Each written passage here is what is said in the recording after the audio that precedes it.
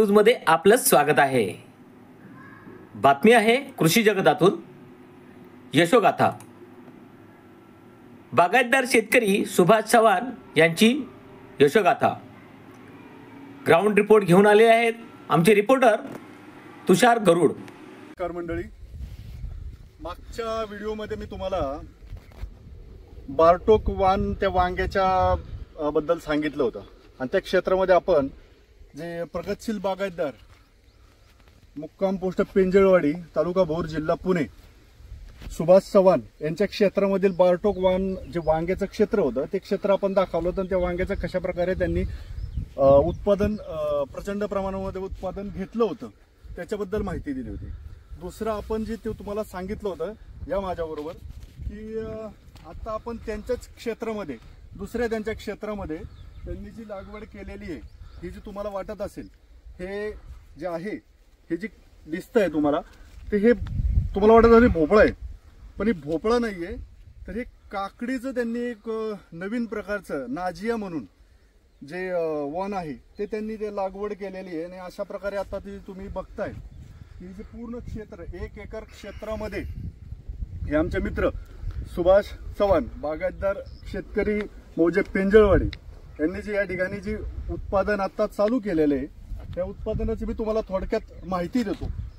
आता या ठिकाणी त्यांनी 1 एकर क्षेत्रामध्ये जवळजवळ 1 एकर क्षेत्रामध्ये ड्रिप लाईन अंतरून म्हणजे पाण्याचं सुद्धा योग्य प्रकारे त्यांनी या ठिकाणी नियोजन केलेलं आहे। आता त्यांचा कालच एक पहिला तोडा झालेला आहे। आता त्यांच्या नियोजनानुसार कमीत कमी एका झाडाला कमीत कमी 15 ते 20 किलो फळ हे लागणं अपेक्षित आहे आणि त्याप्रमाणे त्यांचं त्या काम चालू आहे।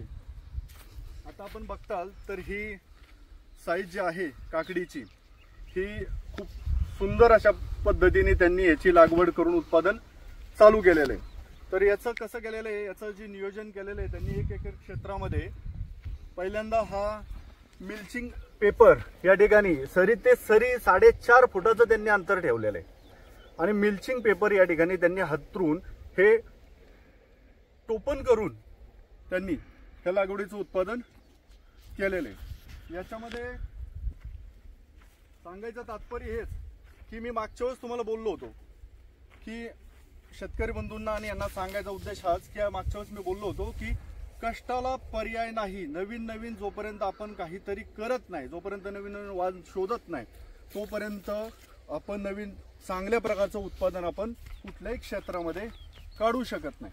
आता याच्यामध्ये जवळजवळ 13,000 फूट कमीत कमी त्यांना मिल्चिंग पेपर लागलेला आहे।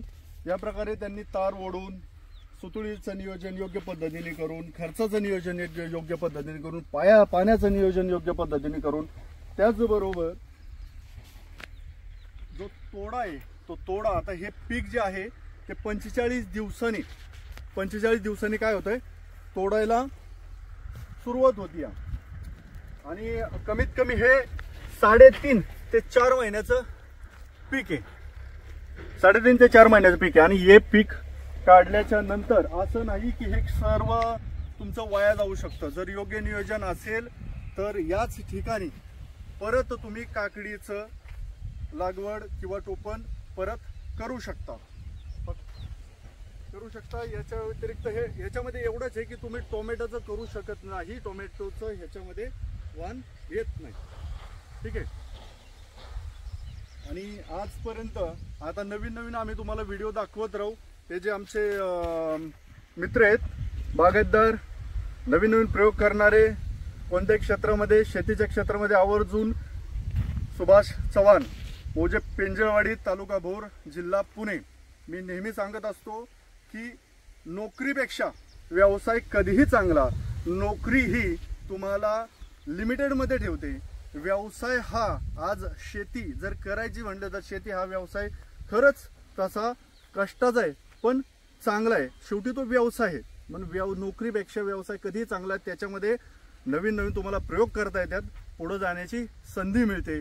नोकरी एक लिमिटेड आहे जेणेकरून ते कुठल्या तरी वयाच्या आपल्या 50-60 ठिकाणी गेल्यानंतर तुम्हाला कुठेतरी थांबावं लागतं, ठीक आहे। आणि उद्याच्याला भविष्यामध्ये तुमच्या मुलाबाळांना याच्यामध्ये किंवा कुणाला जर ते सांगायचं असेल तर तुमच्याकडे तो प्रकारचा अनुभव असतो आणि तुम्ही त्यांना सांगू शकता.